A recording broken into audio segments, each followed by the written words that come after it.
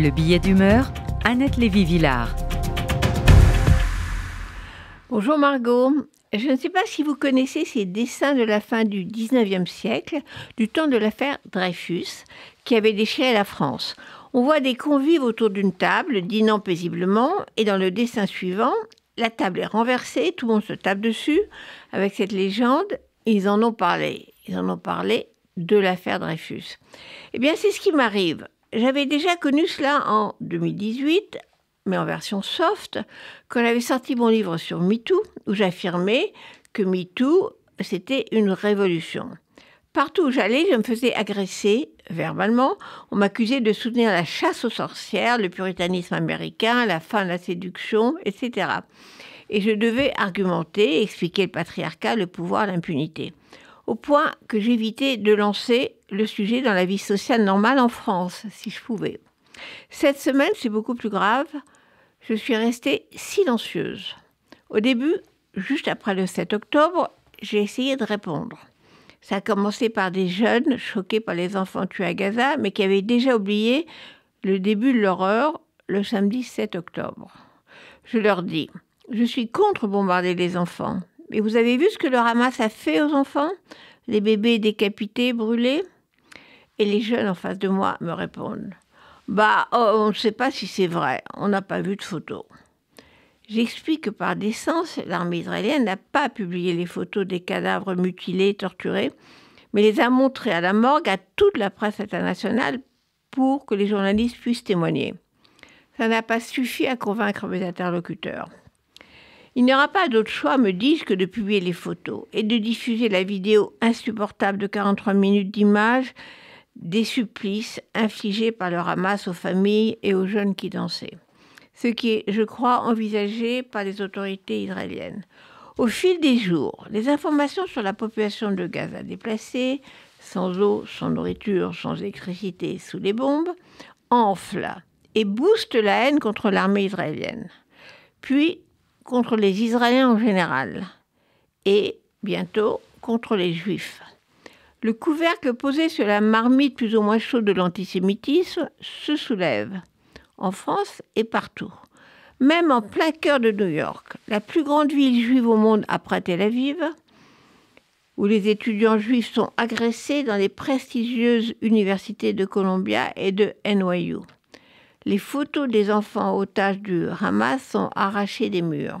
Et en France, on voit des réactions aussi virulentes. Oui, autour des tables, dans les cafés à Paris, on est choqué par l'interdiction de manifs pro-palestiniennes. Les journalistes, eux, hésitent à mettre ou ne pas mettre terroriste, le mot terroriste, à côté de Hamas, et préfèrent combattants. J'essaie d'expliquer que le Hamas n'est pas le peuple palestinien et qui fait régner la terreur à Gaza depuis 2006. Malgré les atrocités inouïes, les crimes contre l'humanité commis le 7 octobre par le Hamas, les insoumis et la gauche mondiale osent dire que c'est un mouvement de résistance contre l'occupation. Je répète que Gaza n'est plus occupé depuis 2005 et que le blocus est venu avec l'arrivée au pouvoir du Hamas et les roquettes lancées depuis Gaza. Rien n'y fait. Des gens normaux soutiennent des manifestations avec des drapeaux palestiniens. Pourtant, on voit petit à petit surgir dans les manifs en France, en Angleterre, en Espagne, en Allemagne, des pancartes. Palestine, from the river to the sea. La Palestine, du Jourdain à la Méditerranée. Et alors, s'étonnent les amis. Eh bien, dis-je, si vous regardez une carte, c'est l'espace de l'État d'Israël. Donc les manifestants ne sont pas contre les bombardements, mais pour la suppression de l'État d'Israël. Est-ce que l'opinion bascule? Oui, après quelques semaines, on enlève le cache-sexe d'antisionisme pour laisser voir l'antisémitisme. On a beau dire que les Israéliens ne sont pas Netanyahou, que des centaines de milliers d'opposants ont manifesté pendant des mois contre ce gouvernement d'extrême droite, ça ne marche pas. La riposte au plus grand massacre de Juifs depuis la fin de la Seconde Guerre mondiale se transforme aujourd'hui en une guerre contre des populations sans défense à Gaza. Et ça s'ajoute à des reportages sur les exactions violentes et illégales des colons en Cisjordanie. Voilà qui complète l'image catastrophique d'Israël pays agresseur maintenant.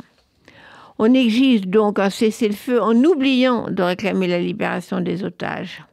Je demande aussi à mes amis féministes pourquoi on n'a pas des milliers de femmes qui descendent dans la rue pour dénoncer les viols des femmes, des filles et des enfants par les barbares du Hamas. Eh bien, ces crimes contre l'humanité ne les intéressent pas. Et puis alors que les actes antisémites montent en France, que d'étranges étoiles de David bleues sont apposées sur des murs, je me trouve assise hier avec des amis à une table de café, encore. Mais que fait la France, lance ma voisine. Macron est nul. Il faut faire quelque chose pour arrêter tout cela. Je savais qu'elle parlait évidemment de faire quelque chose pour Gaza, pas pour libérer les otages, par exemple. Là, moi, toujours prête à défendre mes idées, j'ai renoncé à me joindre à la conversation.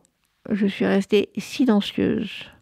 Je me suis dit, voilà, c'est comme l'affaire Dreyfus, on ne peut plus en parler. Et je rentre chez moi, j'allume la télé et je vois la magnifique intervention de Yael Braun-Pivet, présidente de l'Assemblée nationale, qui apporte son soutien aux familles des otages qu'elle a invitées au balcon de l'Assemblée. Les députés se lèvent tous et applaudissent longuement ces Israéliens émus et dignes. Enfin, on ne s'en sent pas seul.